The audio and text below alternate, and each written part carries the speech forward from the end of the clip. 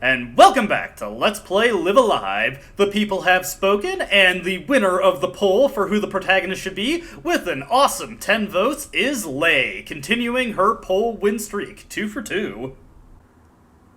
Meanwhile, in the SFC version, we will be playing as Akira, as he was the second place winner for the poll, with a cool 7 votes. Go Akira. This is gonna have some unfortunate problems for me going forward, but it should be interesting to say the least.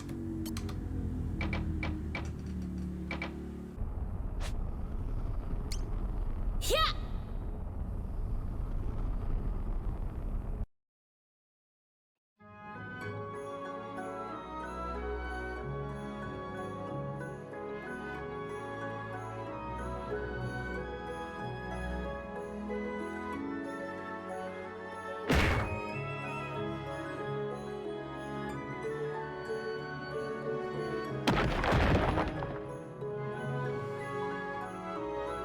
Hey, old man. I split the boulder today. And while I try my best to be kind, like you urged me, I still lose my temper sometimes. I don't know if I've got it in me to ever be as calm and collected as you were.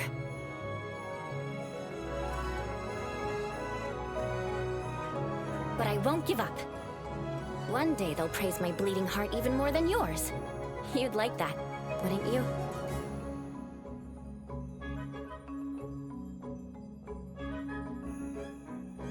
So keep watching, old man.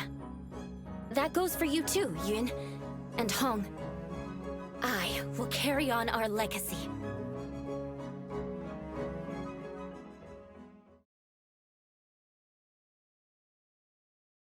I will be the Shifu.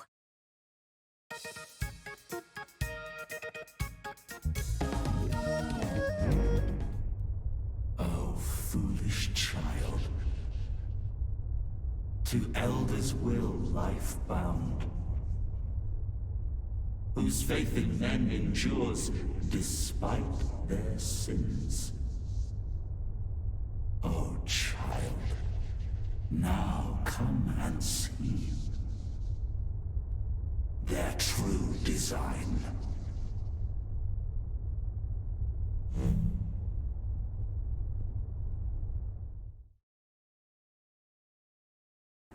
And we find ourselves in an unfamiliar location. Pretty much every chapter, protagonist for this chapter, has the same intro. You get a abridged version of their ending cutscene before it is interrupted by audio. He says something slightly different depending on who you're playing as, but it's not terribly interesting.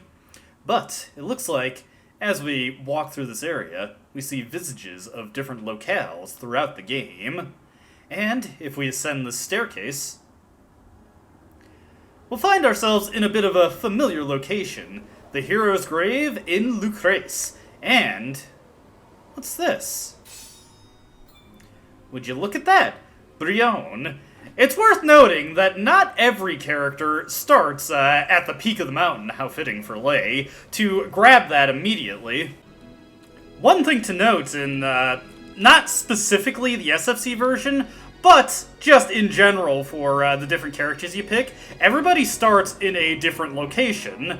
This also kind of serves as a little bit of a hint for something that you want to do in this chapter. So, our first order of business should be descending this frigid mountain and see if we can't find any people who can help us out of this situation. It's a little lonely here. If we take a look at the Lucrece map, we'll find that the area's slightly different names than what I remember. Archon's Roost is the same, but the castle seems to have been designated the Seat of Betrayers. The village is now the Condemned Village, and there's the Silent Wood. Last Hero's Grave is a, oddly emboldening title for the place, all things considered. Now, first order of business is we want to head over this way, because if we do, we will come across Hash's hut. But that's not the reason we wanted to head this way. Who's that?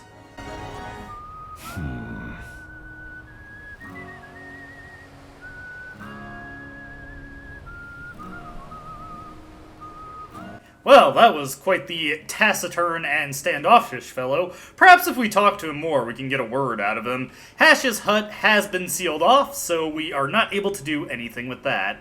Now, similar to the Middle Ages chapter, this chapter uses random encounters, and the enemies are quite a wide variety, actually. Let's take out this leader here, just so we can get this fight out of the picture. Let's use Chipmunk's Delight. Why not? Use our move to tackle the weakness. Lei has grown pretty considerably in power, so she can take down these enemies no problem. But it would definitely be nice to have some allies, just to help us out here, and hopefully not get overwhelmed by what we come across. There's another thing to find on the mountain here. Huh, shiny. A box made of metal? Would you look at that, a metal box. What is the purpose of the metal box, though? It's worth noting that Akira is able to correctly identify what this item actually is. This is a battery. A battery for what? Well, just wait and see. We'll take a look at what other characters identify the box as when I find a good opportunity for it, but to not break up the flow of the video too much, let's just continue on our merry way. There's nothing else for us to do on the mountain at the moment, or at least nothing that I feel like it would be a good idea to do at this moment, so let's just go on our merry way. Let's use a Serpent Strike on this guy right here. There are a lot of formations currently that have leaders that if we take them out, it'll overpower the enemy and spare us some trouble, and as well as spare us the possibility of being surrounded and beaten on. One thing that I do want to draw attention to is that we have all of our equipment from the chapter that the character has come from, as well as every item that was in their inventory upon the conclusion of the chapter. Something that is a very, very important difference to note between this version of the game and the SFC version. In the SFC version, characters only come into the Dominion of Hate with the items that they have equipped. If you did not equip something to them, it is not going to be brought with them into this chapter. In the HD version, however, this was relaxed considerably. Every character comes into the chapter with the inventory that they had at the conclusion of their respective chapter. So you can come into this with a lot more resources at your disposal in the HD version. Let's head over this way and let's use a Wise Fox's Grace. Lei has never been as good with special attacks as Yuin or the Shifu have been. Oh boy, this might do some damage. But it's still an AoE attack, and something that she desperately needs in order to deal some good damage. If only we could get some kind of piece of equipment that could increase her special attack to a degree that would allow her to deal good damage with that move. Perhaps that is just a far-off dream, a, shall we say, unrealistic hope. Fortunately, Chipmunk's Delight, when against the appropriate weakness, does pretty good damage as well. Hey, a Joshua Tree Seed, very nice. And yes, going forward, Lei will be identified as the Earthen Heart Master, or the Shinchan Quan, in the text.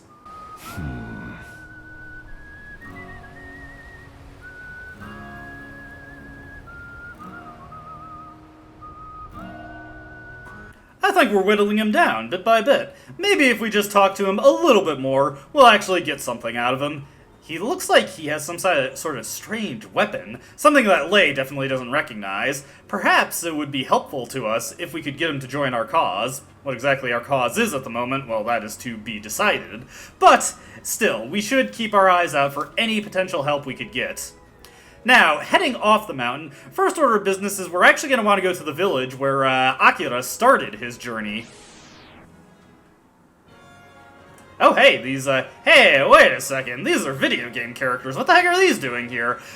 This chapter, for its enemy, features a wide variety of the various enemies that you fought across the different chapters, and for enemies to represent the distant future chapter, you see quite a few things from Captain Square show up, even though it doesn't really make much sense. But, you know, Odio, he works in mysterious ways.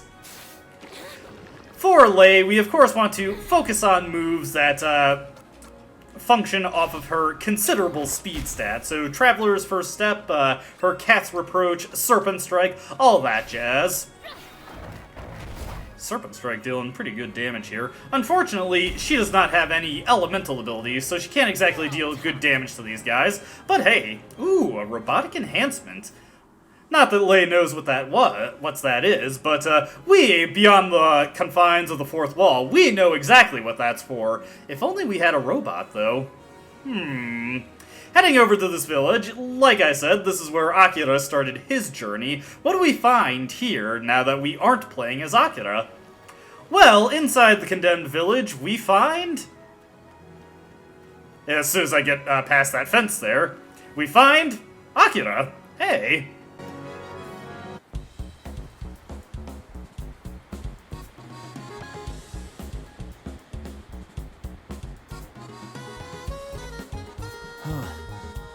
Thought I was the only one here.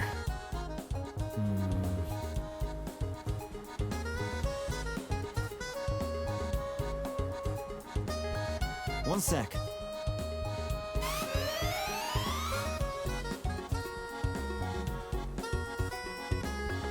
Okay then. Play Kugo, huh? Judging from that look in your eye, I'm guessing you don't trust me. Am I right? Of course not. Huh. Really?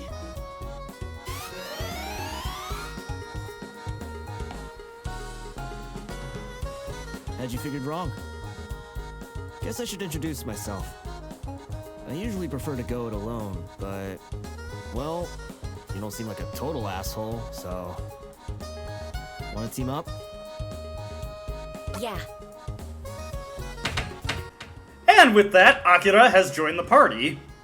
Now, I believe if you just say yeah, he'll look into your mind once again, and that will trigger a fight with him. We'll be seeing quite a few conflict with the other protagonists of the game, but for right now, we need every little bit of help we can get, so let's bring along Akira, even though we, are already playing as in the SFC version. Don't worry, things will vary up a bit as we get through the chapter. My first and foremost order of business is to just locate every single protagonist who has been brought into the Dominion of Hate and add them to my entourage. I feel like I'm just getting started. At the end of that battle, we got a level up for Lei, and she has learned Unseen Bow's Arrow, a move I do not care about in the slightest. One thing that I was going to bring attention to before I lost my train of thought is, of course, Akira comes in with every item that he had at the conclusion of the near future chapter, but now he can also equip stuff that Lei has brought in with her, or that he has brought in with him. Let's see, that power wrist guard...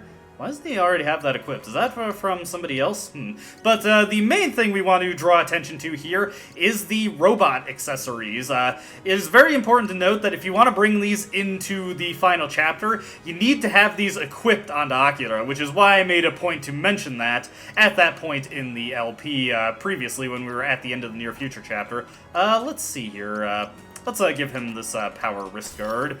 And let's just take a look at our item inventory here. As you can see, got tons of stuff at our disposal now. And a spare Jushin wrestling shirt. I believe the game also took the courtesy to unequip Taroimo, so now we have all his stuff in our inventory too. And this wrestling shirt is actually a fair deal better than what Lei has on currently, since it boosts a more relevant stat for her. So let's just throw that on her real quick. Let's give her a biker's belt, since we've got so many from... Taroimo, and I forget if I equipped Matsu with any. I think I had a couple spares. Oh, wait, I'm going the wrong way. Sorry, jumping between this version and the SFC version, I kind of forget which, what the layouts are. Hey, there's, the cowboy again.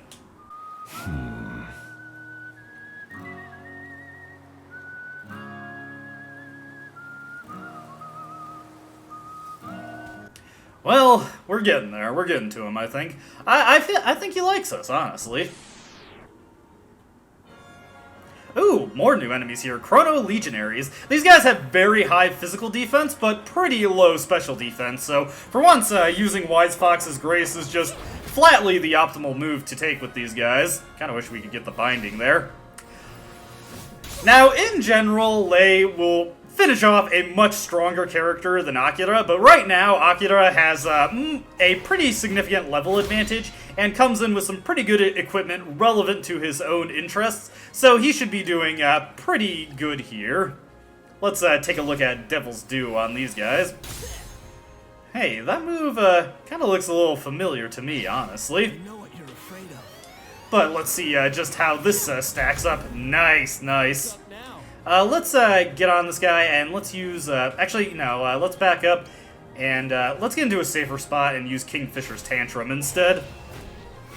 Although, honestly, it might be better to go up to him with Akira and use a Holy Smackdown, but whatever. Kingfisher's Tantrum. This charges up quickly. Hopefully this deals some good damage. Just not enough. Don't worry, Lei will get there, Lei will get there. Let's turn up the heat a little bit.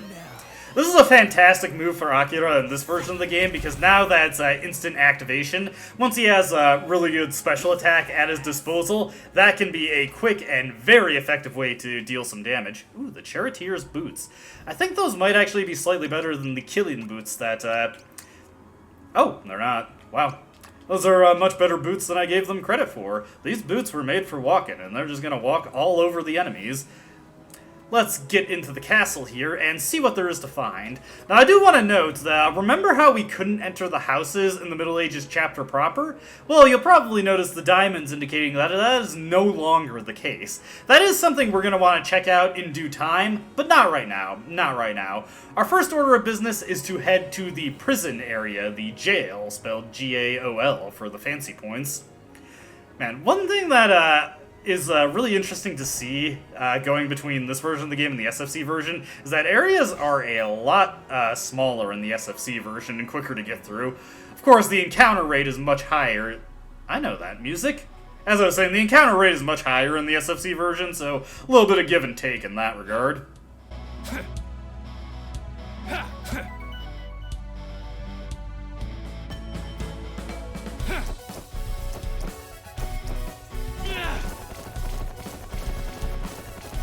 Hell yeah! Hell yeah! Yeah!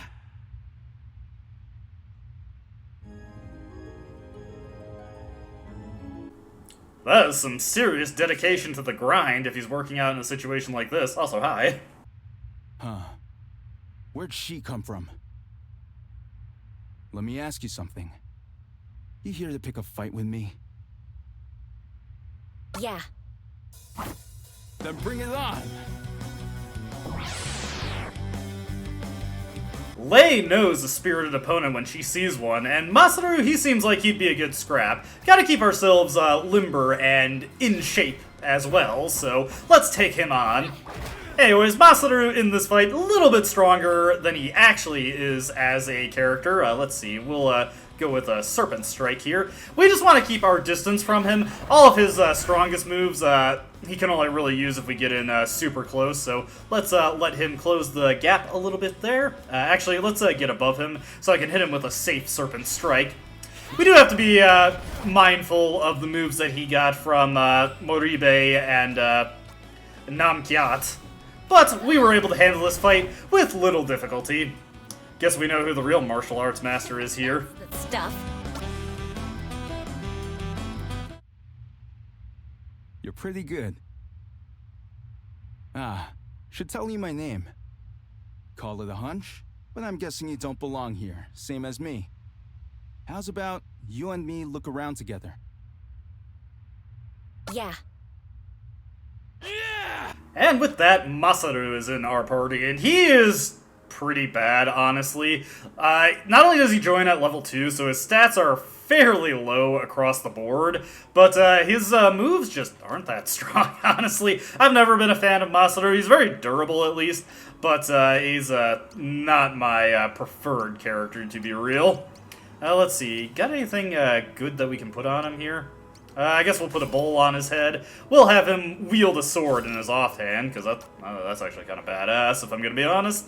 Let's give him this tiger attire to make his physical attacks a bit stronger, and let's give him these Killian boots. Anything that he has that runs off of speed will benefit from that quite a bit.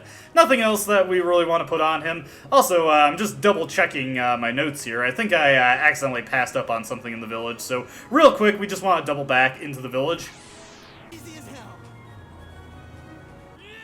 Who's next? Who's next? Just want to show off that because Masaru is at such a low starting level, he levels up very fast, so it doesn't take him too long to catch up with others, at least in the HD version. In the SFC version, the early scaling for EXP isn't quite as good, although you do get more at the higher levels, funnily enough. Let me see here. We just want to look around real quick. I believe Sundown is actually in here somewhere, so we just have to keep our eyes peeled for him. Sundown, you around here somewhere? Am I wrong? Is this something that they changed between versions of the game? I don't see him anywhere. Hold on real quick. Alright, I didn't see him around there, so I'm wondering if they changed his location. The notes that I have from this guide are specifically for the SFC version, and there were some minor changes to the exact sequence of events for certain things. Alright, now we can raid the treasure room, and look at that, all this stuff for us here, including some equipment from across time, such as the Genji glove. It's worth noting in the SFC version, this room has absolutely nothing in it. It is just completely empty. But here, we get quite a lot of good stuff if we take the time to look through it. Like sacred silver armor, more sacred silver armor. It's actually a very good armor for anybody who comes in without anything equipped. All the Genji equipment, a helm of nightmares if you want to protect yourself against sleep, an Axion sword, not that we really, sword of marvels. Not that we really have anybody that can use that. Amethyst shield, and what do we got over here? Let's see, a unicorn horn, and an Izanagi scroll. Good haul, good haul. We'll divvy that equipment out when the time comes, but for right now, I feel like most of our characters, with the exception of Masaru, have come in with pretty good stuff here. Got another new encounter here, the Claustrophilia, and what are you? The Entomophilia. The Claustrophilias work quite a lot like Claustrophobia. They like to hit the entire battlefield with earthquake attacks. Let's see, does Akira have anything good that he can use against, I already forgot its name. The fairies, we'll just call them fairies. This Let's Play has done a good job of proving just how bad I am with names. Chilling Touch is pretty annoying. That, as you can see, is an HP drain and also debuffs your stats pretty heavily while buffing up the enemy. Let's go for a... let's go for a German Suplex here. Where is German Suplex? There's German Suplex. This should deal some pretty good damage. Not bad, not bad. When he can hit those weaknesses, Masaru can do some things. He can put in some work. One thing that is kind of notable about Masaru is that he doesn't really have much in the way of charge attacks, funnily enough. Worldbreaker's Wrath is one of the few, including it, and his heal is also another one. Ooh dear, Akira's about to get taken out. He's hanging in there. Better do some self-care there. Self-care is a fantastic healing skill for him, since at almost any level it'll just refill his entire HP bar. And let's have Masaru make his way over here. Can we rotate this thing around? Let's go for a Fleetfoot. And hopefully this will flip her. Or he can miss. Masaru, because he comes in at such a low level, he has serious accuracy problems for a good while. Alright, Lei should be able to take this out. We'll just do another Monkey's Withdrawal and call it a fight. There we go. Once we get some more levels for Lei, that should deal even more damage. Another one for Masaru, plus a Mantis Fist, cool. Now, one thing to note about Masaru leveling up is that if you did not learn all his moves in the present-day chapter, he will begin to learn them as he gains levels, which is a nice little thing. Means that you aren't completely screwed if you didn't do the full Mega Manning routine in his chapter. Alright, so we've got two directions we want to head once we head up these stairs. The first is that we could go to the balcony that Orsted stood atop with Althea so long ago, because something waits for us here. Hey, is that... It's Cube! The round contraption is unlike any you have seen before. It appears to be made of metal. What looks like lid or cover lies open. Here we can slot in our battery or our iron box, as soon as I can find it in our incredibly cluttered inventory. There we go. And slots right in, fits like a puzzle piece. And Cube is back in action. Aw, look at him. Contraption seems to have taken a liking to you. Invited to accompany you? How could you not? And Cube has joined us. Cube is much like Taroimo in Execution. He cannot actually level up via getting experience, and he actually benefits from equipping these accessories to the effect that he gets new moves from them. So let's equip all our robot attack accessories that I felt were worth bringing along. As you can see, Cube also has much higher stats than Taroimo. Particularly, he'll do pretty good damage with the Plasma Spark. Let's see, Mantis Fist. The design of this gauntlet spark with clothes enhances attributes when equipped with the offhand. Not really anything I care about. Let's get some equipment onto him. This Genji helm will help him out a lot. We'll put some shoes, or rather some tabi, over his treads. Give him some fire tile immunity. Let's put the Sacred Silver Armor that we just got onto him, increase the effectiveness of his Maser Cannon by quite a lot, and we can't actually equip any weapons to him currently, but we've got all these other things that we can give him. We'll give him that Amethyst Shield, and let's actually put the Bang Glove onto Masaru here. Let's see, the Tiger Glove. What about, yeah, there we go. Perfect for Lei there. Alright, we're looking pretty solid going into this chapter. Do note that as you gain levels and you add to your party, you'll start running into tougher encounters, so be wary of that. Heading into the throne room. Yes, okay, so Sundown heads straight to the throne room in this version of the game. In the SFC version, you have to talk to him in the village first. Hey, another new enemy, a Phantom Rider. We'll have Lei go up and just take this guy out. Let's see. What is he weak to? Actually, we can just hit him with a Cat's Reproach and call it a day. Give him a swift kick to send his horse scattering. Gallop away. And I think we'll just have Akira run up and use... I was gonna have him run up and just hit him with some fire. But that got interrupted. Let's see, what can Masaru bring to this? You know what, let's use a World Breaker's Wrath, if it will charge fast enough. Well, we've got Cube queued up. Let's see, what are they weak to? What do I want him to use, actually? I guess we'll just charge up a Chick Shot. Nice to see Cube be able to use a different move. The Chick Shot charges much faster than the Maser Cannon, and it does only slightly less damage, so it's a pretty good option for Cube to be able to use. There we go. Alright, another level up for Lei. And she learns an incredibly good move, Sacred Dragon's Temper. We actually want to make it a priority to find Pogo as soon as possible due to that move, and we'll go over why once we find him.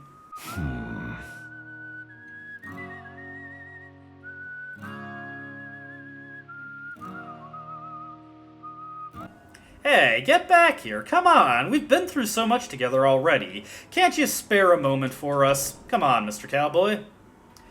Ride with us, ride with us. Oh, he's a little eepy.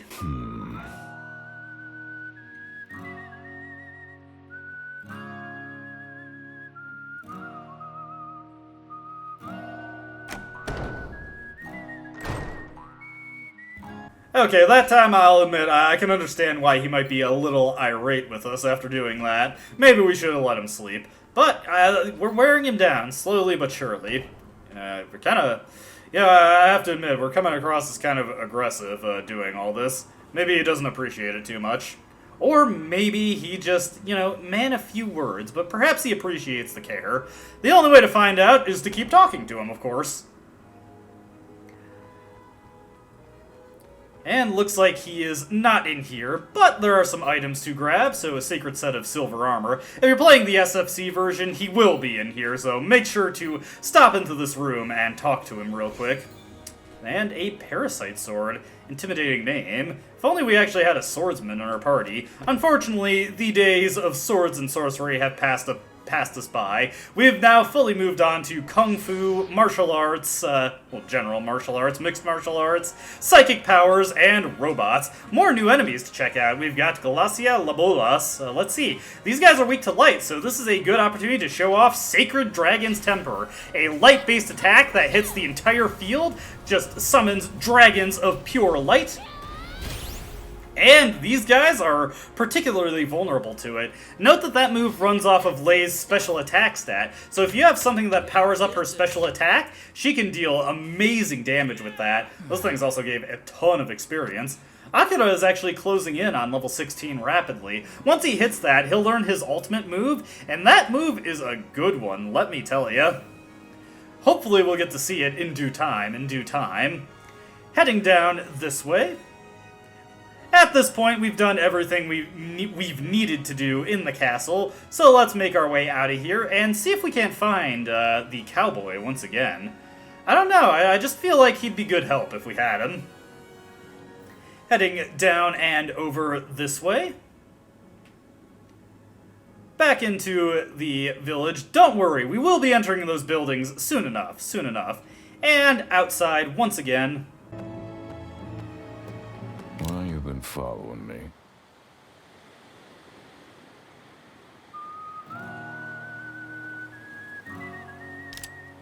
Got something to ask? Yeah. Well, I got questions too. Like where the hell this is, and what bastard brought us here. Folks call me the Kid. I'd wager you're just as lost as I am. Fancy looking for an exit together? Yeah. Your party is full. Do you wish to part ways with one of your companions? Yes, we've got a headcount limit. We can only have a party of 4. Since we're playing as him in the SFC version, we'll use Akira sparingly in this version. Guess you two must be tight. See you around. When you part ways with a character, they will return to their original location, and if you want to bring them back into the party, then you just have to talk to them, and they'll be like, hey, you want to travel together again? And say yes, and you'll have them back. One thing to note is that when Sundown leaves your party, he will return to a random location of one of the places that you had to talk to him in order to recruit him. So it can be a little annoying to re-recruit. I wouldn't recommend removing him from your party until you've accomplished what you need to do with him, or rather done everything you could possibly want to do with him, shall we say. And there are a couple things we want to take care of. Gotta level up for Sundown there, and he learned Triple Twist, which is just, he fires 3 bullets. Sundown, oh, that horse is something that we want to keep in mind, but we don't need to worry about it right now. Where we want to head right now is the bomb grass field. Because, hey, it's Pogo.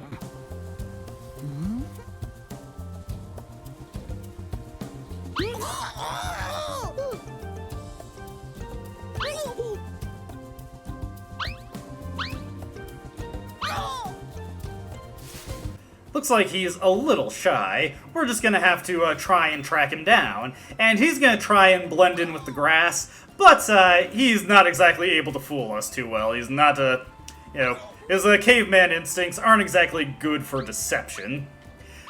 In the SFC version, he actually starts hiding behind trees, and you can't directly see him. You just have to start going along the edges of the map and talking, or using the interact button to eventually talk to him. He's a lot easier to keep track of in this version of the game, because you can just outright see where he is. But, after a few rounds of hide-and-seek, we can eventually get him to come out of hiding. Oh, come on, that wasn't even a good one, Pogo. Much like Sundown, we're wearing him down, slowly but surely.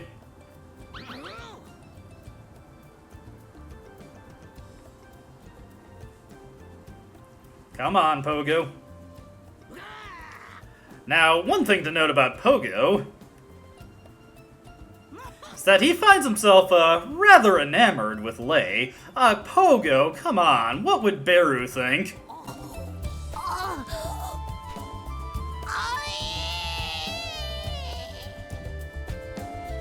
Someone's gotten attached awfully quick. Should I bring you with me? Now, if anybody else interacts with Pogo enough, he does not like that. He does not take as kindly to them as he does to Lei, so you will be forced to fight with him. Akira isn't a terrible matchup against Pogo, since he can just repeatedly drop Hell Image on his face and push him away like that, weaken his stats, stuff like that. Just be careful, because if the pushback fails, well, Pogo's gonna walk up slowly, and he sees that juicy low defense stat that Akira has, and eventually he will unleash some hurt if we fail to push him back enough.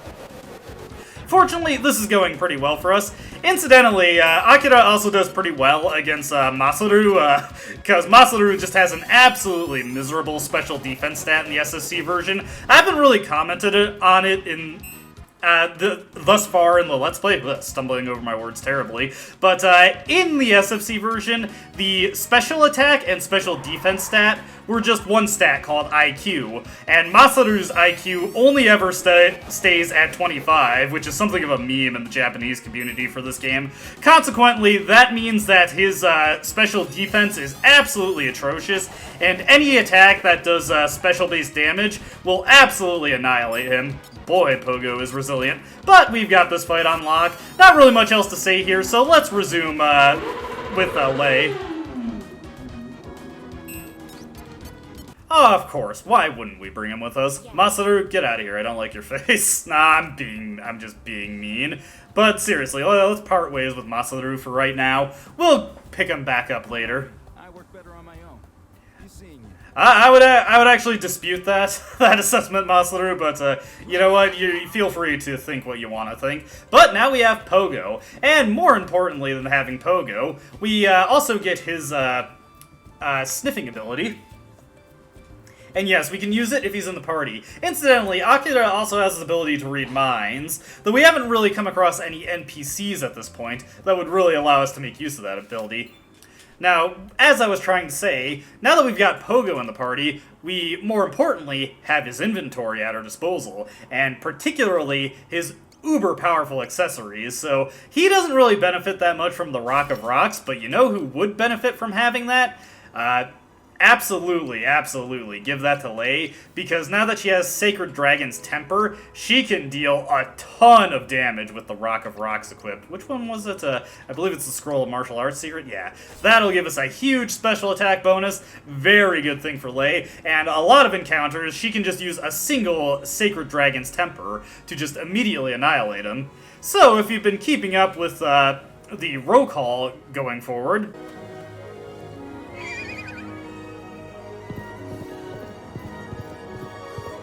interesting. That horse only appears if you have Sundown in the party, but as I was saying, if you've been keeping up with roll call thus far, you'll know that we only have one last protagonist to find, and we can find him very close to Pogo. The words upon the bloodstained sign have faded beyond recognition. I see you, vengeful spirit!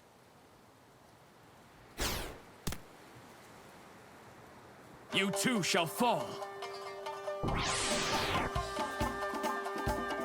Abonomaru decides to engage us in single combat. We'll start with a Sacred Dragon's Temper, just to carpet bomb the field with some damage. And as he comes in, we'll start oh, wow. Yeah, that is the effect of putting the Rock of Rocks onto Lei once she learns that move. Super good move. Highly recommended that you pick it up. Let's give Abonomaru a Swift Serpent Strike. Yeah, that did not go very well for him. Hint, Abonomaru, you're a ninja. You shouldn't loudly announce your presence before attacking.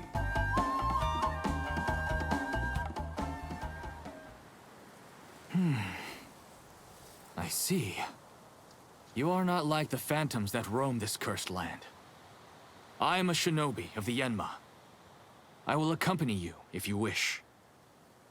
Well, I can't see why we wouldn't want a ninja on our side. Now, as much as I'd like to bring him along, because look at that face. We should send Cube back to the castle for right now. Don't worry, we'll be bringing him back in. I don't... you're making me feel so bad. Oh, don't worry, don't worry. Well, we'll get him back eventually. So, at this point, we've recruited everyone. But I know what you're thinking. What if our protagonist wasn't the Earth and Heart Master? Now, for recruiting the Earth and Heart, or Xishanquan, this actually depends slightly on who... Well, actually, it depends entirely on who the successor is. Now, if Yuin is your successor, he'll just join you, no strings attached. All you have to do is talk to him, and he'll join you up front. Lei, instead, opts for the preferred means of actually, hashing out a party agreement in this chapter, which is that she will fight you for the right to be in your party. Just a classic Lei moment there. Though Hong, on the other hand, I want you to take a wild guess what you need to do to recruit him. You got a few seconds to figure this out. You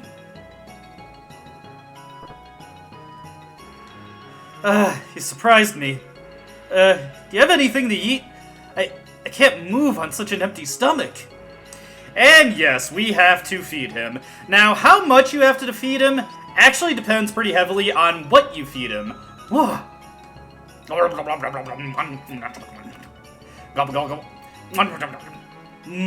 hit the spot. It's not enough. Let me eat some more. And yes, he will only join you if you feed him enough, and if you feed him enough high-quality items. If the items that you feed him are more common and lower in quality, it will take more to feed him. If you were to just stuff bomb grasses or naurigisas into his face, you'd have to put in exactly 19. Now, I'm hoping the amount that I have, combined with that meaty bone I gave him, will be enough to just recruit him right here. If not, I'll have to head to the field and grab more naurigisas, but that's not a big deal. So let me just feed him here and then get him into the party. Alright, after finally feeding him enough, and I did not have enough, so I had to double back to get more naurigisas, he says, that's much better. I'm Samo Haka, instructor of Xishanquan. Do you happen to know where we are? So you're no better off than me. Well, Samo never forgets a favor. Let's team up, sure. And let's see, we will send Cube to take 5. Since he can't level up anyway, we don't really need him in the party all the time. Now, this is where I want to end the video, but before we do, we have one very important thing to go over, and that is Akira's effect on the party. Like the near-future chapter, Akira replaces the run command with the teleport command, and he does so as long as he's in the party. If he's your protagonist, he cannot be taken out of the party, so you will have no choice but to flee battles via teleport. And occasionally when you teleport,